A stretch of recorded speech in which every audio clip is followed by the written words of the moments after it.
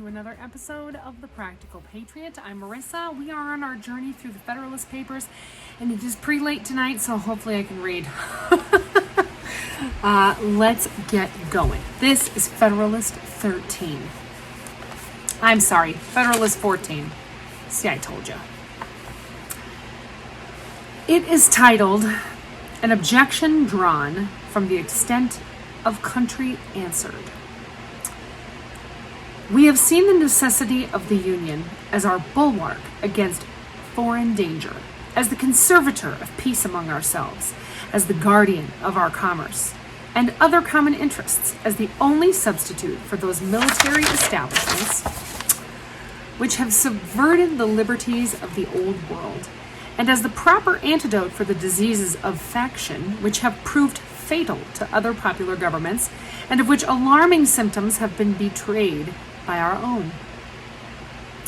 All that remains within this branch of our inquiries is to take notice of an objection that may be drawn from the great extent of country which the Union embraces.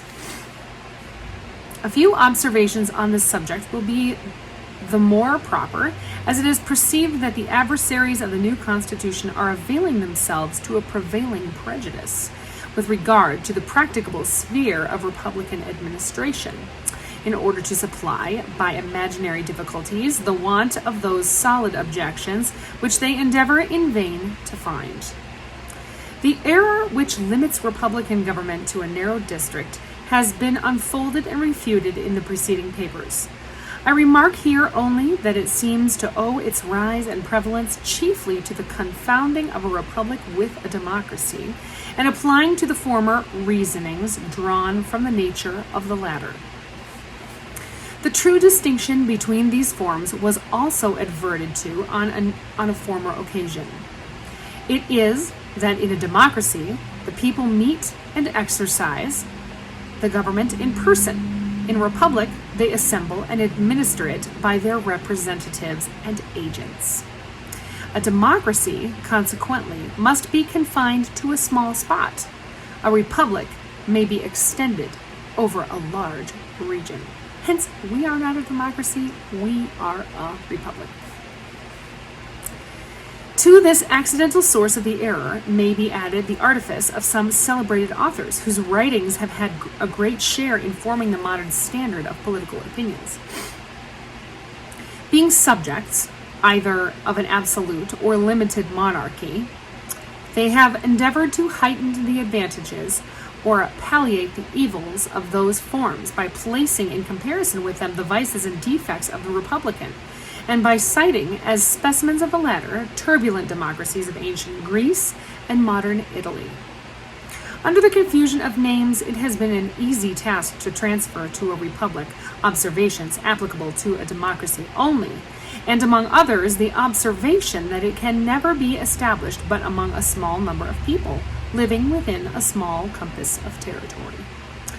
Such a fallacy may have been the less perceived as most of the popular governments of antiquity were of the democratic species, and even in modern Europe, to which we owe the greatest principle of representation, no example is seen of a government wholly popular and founded at the same time wholly on that principle. If Europe has the merit of discovering this great mechanical power in government, by the simple agency of which the will of the largest political body may be concentered, and its force directed to any object which the public good requires, America can claim the merit of making the discovery the basis of unmixed and extensive republics. It is only to be lamented that any of her citizens should wish to deprive her of the additional merit of displaying its full efficacy in the establishment of the comprehensive system now under consideration. As the natural limit of a democracy is that distance from the central point, which will just permit the most remote citizens to assemble as often as their public functions demand. Oh shoot, I shouldn't have looked. There we go. Here we go. Okay. As their public functions demand, and will include no greater number than can join in those functions. So the natural limit of a republic is that distance from the center, which will barely allow the representatives of the people to meet as often as may be necessary for the administration of public affairs. It can be said that the limits of the United States exceed this distance? It will not be said by those who recollect that the Atlantic coast is the longest side of the Union, that during the term of 13 years the representatives of the state have been almost continually assembled, and that the members from the most distant states are not chargeable with greater intermissions of attendance than those from states in the neighborhood of Congress. That we may form a juster estimate with regard to the interesting subject, let us resort to the actual dimensions of the Union.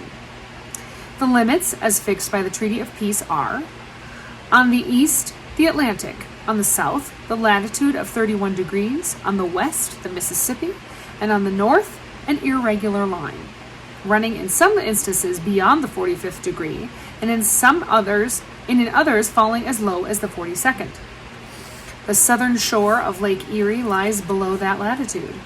Computing the distance between the 31st and 45th degrees, it amounts to 973 common miles, computing it from 31 to 42 degrees to 764 miles and a half. Taking the mean for the distance, the amount will be 868 miles and 3/4. The mean distance from the Atlantic to the Mississippi does not probably exceed 750 miles. On a comparison of this extent with that of several countries in Europe, the practicability of rendering our system commensurate to it appears to be demonstrable. It is not a great deal larger than Germany, where a diet representing the whole empire is continually assembled, or than Poland before the late dismemberment, where another national diet was the depositary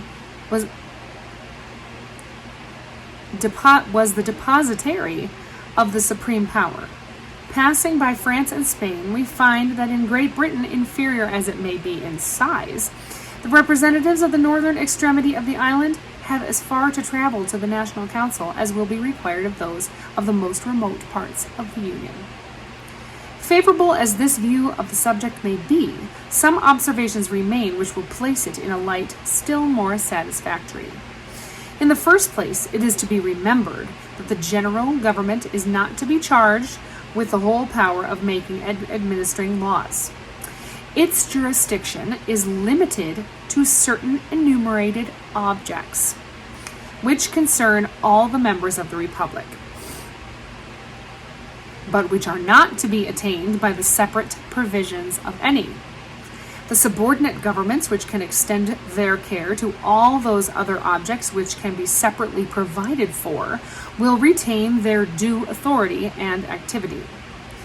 Were it proposed by the plan of the convention to abolish the governments of the particular states, its adversaries would have some ground for their objection, though it would not be difficult to show that if they were abolished, the general government would be compelled by the principle of self-preservation to reinstate them in their proper jurisdiction. A second observation to be made is that the immediate object of the federal constitution is to secure the union of the 13 primitive states, which we know to be practicable, and to add to them such other states as may arise in their own bosoms or in their neighborhoods, which we cannot doubt to be equally practicable. The arrangements that may be necessary for those angles and fractions of our territory, which lie on our northwestern frontier, must be left to those whom further discoveries and experience will render more equal to the task. Let it be remarked, in the third place, that the intercourse throughout the Union will be daily facilitated by new improvements. Roads will everywhere be shortened and kept in better order. Accommodations for travelers will be multiplied and ameliorated, and interior navigation on our eastern side will be opened throughout, or nearly throughout, the whole extent of the 13 states. The communication between the western and Atlantic districts and between different parts of each will be rendered more and more easy by those numerous canals with which the beneficence of nature has intersected into our country, and which art finds it so little difficult to connect and complete.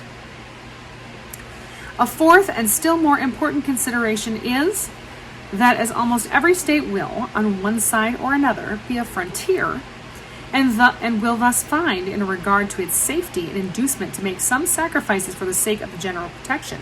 So the states which lie at the greatest distance from the heart of the Union, and which, of course, may partake least of the ordinary circulation of its benefits, will be at the same time immediately contiguous to foreign nations, and will constantly stand, on particular occasions, in greatest need of its strength and resources.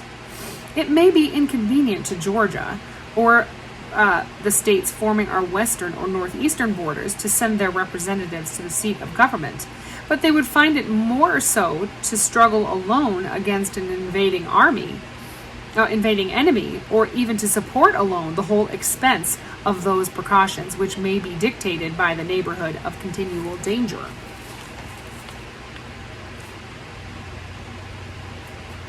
Oh goodness, these words are so small, I lose my spot. If they should derive less benefit, therefore, from the Union in some respects than the less distant states, they will derive greater benefit from it in other respects, and thus the proper equilibrium will be maintained throughout. I submit to you, my fellow citizens, these considerations, in full confidence that the good sense which has so often marked your decisions will allow them their due weight and effect, and that you will never suffer difficulties, however formidable in appearance, or however fashionable in the error on which they may be founded, to drive you into the gloomy and perilous scenes into which the advocates for disunion would conduct you. Hearken not to that unnatural voice which tells you that the people of America, knit together as they are by so many different cords of affection, can no longer live together as members of the same family, can no longer continue the mutual guardians of their mutual happiness, can no longer be fellow citizens of one great, respectable, and flourishing empire. Oh man, that's good. I gotta tweet that. Thanks, Alexander Hamilton. Oh, this is not Hamilton. This one is Madison. Excuse me, I should have read that first. Thank you, James Madison. That was good. Okay, I'm gonna read that again. Hearken not to the unnatural voice which tells you that the people of America, knit together as they are by so many cords of affection, can no longer live together as members of the same family, can no longer continue the mutual guardians of their mutual happiness, can no longer be fellow citizens of one great, respectable, and flourishing empire. Hearken not to the voice which petulantly tells you that the form of government recommended for your adoption is a novelty in the political world, that it has never yet had a place in the theories of the wildest projectors, and that it rashly attempts what it is impossible to accomplish. No, my countrymen, shut your ears against this unhallowed language. I love this. Shut your ears against this unhallowed language. Shut your hearts against the poison which it conveys. Woo! The kindred blood which flows in the veins of American citizens, the mingled blood which they have shed in defense of their sacred rights, consecrate their union and excite horror at the idea of their becoming aliens, rivals, and enemies. And if novelties are to be shunned, believe me, the most alarming of all novelties, the most wild of all projects, the most rash of all attempts, is that of rending us in pieces in order to preserve our liberties and promote our happiness. But why is the experiment of an extended republic to be rejected merely because it may compromise what is new? Merely because it may comprise what is new? Is it not the glory of the people of America that whilst they have paid a decent regard to the opinions of former times in other nations, they have not suffered a blind veneration for antiquity, for custom, or for names to overrule the suggestions of their own good sense, the knowledge of their own situation, and the lessons of their own experience? To this manly spirit, posterity will be indebted for the possession, and the world for the example of the numerous innovations displayed on the American theater in favor of private rights and public happiness. Had no important step been taken by the leaders of the revolution for which a precedent could not be discovered, no government established of which an exact model did not present itself, the people of the United States might, at this moment, have been numbered among the melancholy victims of misguided counsels, must at best have been laboring under the weight of some of those forms which have crushed the liberties of the rest of mankind. Happily for America, happily we trust for the whole human race, they pursued a new and more noble course. They accomplished a revolution which has no parallel in the annals of human society. They reared the fabrics of governments which have no model on the face of the globe. They formed the design of a great confederacy which it is incumbent upon their successors to improve and perpetuate. If their works betray imperfections, we wonder at the fewness of them. If they erred most in the structure of the Union, this was the work most difficult to be executed. This is the work which has been new modeled by the act of your convention, and it is that act on which you are now to deliberate and decide. November 30th, 1787, James Madison. That was great. I hope you join me next time for Federalist 15.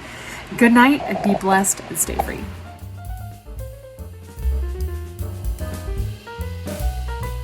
Thanks for watching The Practical Patriot. Like and subscribe below. That's right.